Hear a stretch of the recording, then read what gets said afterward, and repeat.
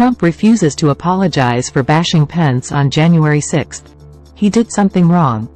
Former President Donald Trump doubled down on his false claims that the 2020 election was rigged during a CNN town hall on Wednesday and accused former Vice President Mike Pence of making a mistake by certifying electoral votes for the election. No, because he did something wrong. He should have put the votes back to the state legislatures, and I think we would have had a different outcome, he said. Trump said Pence made a mistake by listening to lawyers who said he could not push back against the certification. "I like Mike Pence very much. He's a very fine man, a very nice man," Trump said. He made a mistake. Pence, who is expected to enter the 2024 primary shortly, has said that Trump endangered him and his family by attacking him on social media during the Capitol riot. Moments after Pence and his family were taken to a secure location in the Capitol to hide from rioters, Trump tweeted, "Mike Pence didn't have the courage to do what should have been done to protect our country and our Constitution." The former president claimed the lawyers were wrong because, right after the elections, they all met, the Renos and the Democrats, to make sure that future vice presidents can't do what I said they can do. Collins pushed back against Trump's assertions, saying Pence did not have the power and clarifying that lawyers passed the Electoral Count Act, which, among other things, stresses that the vice president does not have the authority to overturn election results and is solely ministerial. "Mike had the right to do it. They convinced him they didn't, and it was a horrible thing for our country," he said, falsely claiming he had won Georgia, Pennsylvania, and Wisconsin.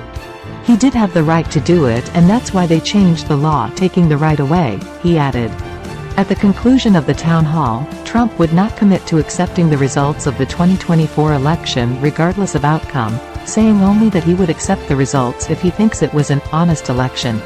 Trump also brushed off the recent Manhattan jury verdict that found him liable for battery and defamation in a lawsuit brought by E. Jean Carroll.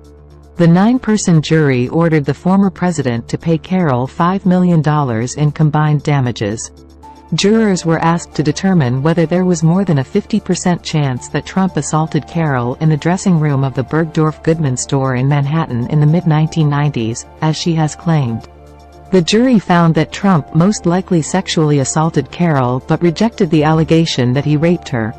The jury also decided that an October 2022 post from Trump on his Truth Social platform calling her allegations a hoax did, in fact, defame Carroll.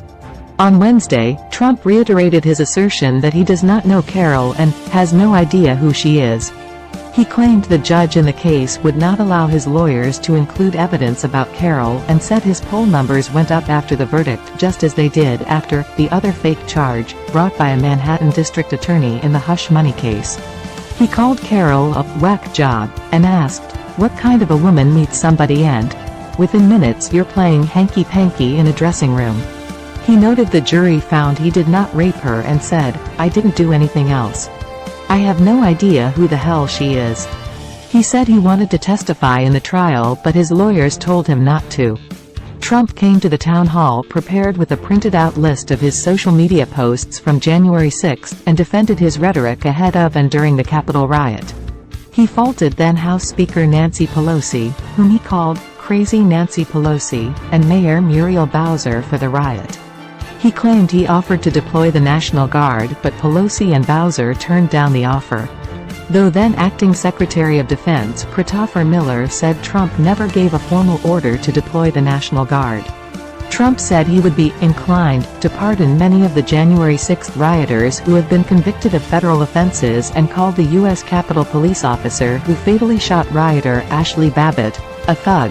"There was no reason to shoot her, she was a good person," he said.